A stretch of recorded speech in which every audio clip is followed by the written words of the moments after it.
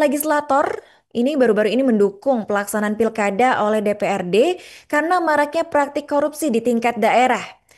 Usulan agar pemilihan kepala daerah atau pilkada kembali dilakukan melalui DPRD ini mendapat dukungan dari anggota Komisi 2 DPR RI Indra Jaya. Nah, Indra Jaya di sini menilai bahwa pilkada langsung selama ini membutuhkan biaya tinggi dan kerap sekali berujung pada praktik korupsi di tingkat daerah.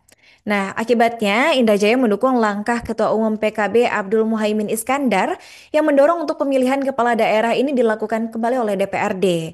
Dia menyebut bahwa pengembalian mekanisme pilkada ke DPRD ini dapat menjadi solusi atas pemborosan anggaran dan juga maraknya kasus korupsi yang menjerat kepala daerah. Nah, menurutnya anggaran besar yang dikeluarkan oleh pemerintah untuk pilkada ini tidak sebanding dengan hasil yang diperoleh.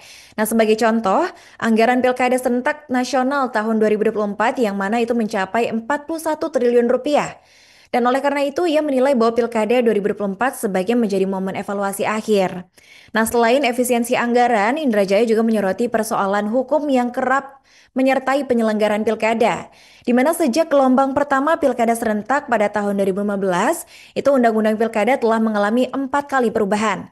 Dia menyebut bahwa kegaduhan hukum tersebut sebagai alasan kuat untuk mengembalikan pemilihan kepala daerah kepada DPRD. Dia juga menilai seringnya perubahan dan pengujian undang-undang pilkada ini menunjukkan lemahnya kajian legislasi. Bahkan dia juga menyebut bahwa DPR seolah-olah menjadi korban atas ketidaksiapan hukum yang ada.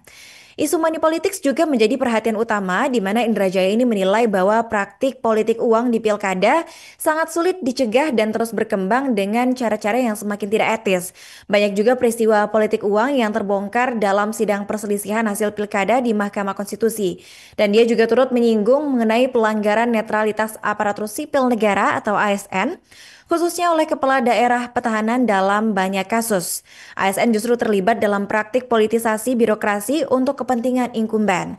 Selain itu, data juga menunjukkan tingginya angka kepala daerah yang tersandung kasus korupsi dan berdasarkan catatan KPK sejak 2004 hingga 3 Januari 2022, itu terdapat setidaknya 22 gubernur dan juga 148 bupati atau wali kota yang terlibat kasus korupsi. Jadi menurut kamu sendiri gimana Tribuners? Apakah kamu tim yang menyetujui pilkada kembali ke DPRD atau tetap dipilih oleh rakyat? Download Tribun X sekarang. Menghadirkan lokal menjadi Indonesia.